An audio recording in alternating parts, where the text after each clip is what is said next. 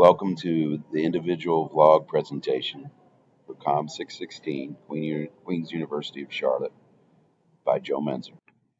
In Chapter 10 of our textbook, we discuss business and professional communication ethics.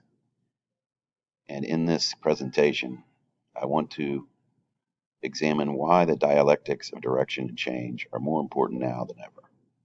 The definition of dialectic direction and change, according to Arnett et al. 2018, is the willingness to follow a particular path with the courage to move in a different direction when necessary. The COVID-19 pandemic forced businesses to rapidly adapt or risk losing employees, customers, or both, and possibly going out of business. See what one company in Detroit did to survive and keep its employees happy, following a national trend that may be here to stay. Please watch the YouTube video that follows. To listen to the example, please click on the YouTube link below and give yourself a few minutes to listen to how this business in Detroit adapted during the pandemic. Arnett writes that, quote, commitment to direction and change assumes that the presumptuous belief that a given place will exist for all time is dangerous. Only attentive response to the interplay of direction and change assures such a chance of survival. By allowing employees to work from home both during and after the worst of the coronavirus pandemic, companies have saved by reducing the overhead, by eliminating completely or moving into smaller traditional brick and mortar workspaces.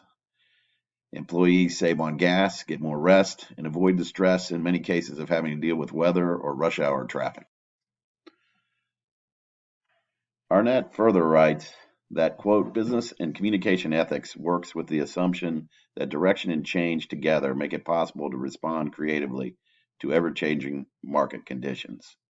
I think we would all agree that the pandemic contributed to rapidly and totally unexpected market conditions. But when confronted with this fuels the innovative American spirit that is constantly recasting and realigning the identities of most successful companies, especially in this current volatile environment.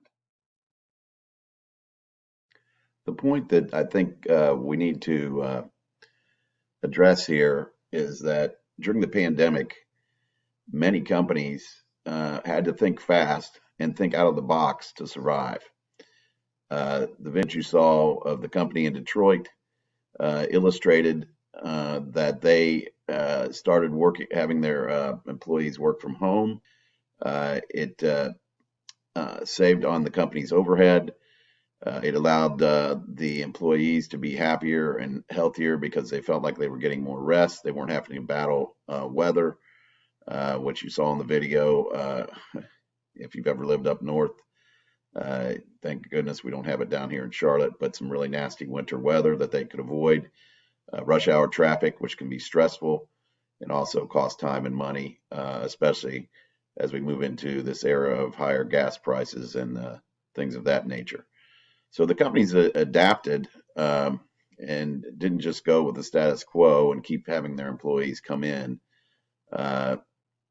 They're the ones that have been surviving and thriving. I know that ESPN, where I work, we still are on a pretty much a hybrid work system, and I think that you will see most people in America are adapting to this, or many companies in America are adapting to this, where we work usually 3 days out of the office and 2 days in the office, unless something really dramatic is going on or we're on the road working. So I think that the companies that have survived and thrived during this pandemic have been the ones that have adapted, much as Arnett says that companies must be willing to do on the fly, depending on ever-changing market conditions. Thanks for listening, and have a great day. Please click on the link in this slide to see a peer-reviewed article that discusses the benefits of working from home during the pandemic and what the future may hold in that regard. I believe that it supports the point that I have made in this presentation. Thank you.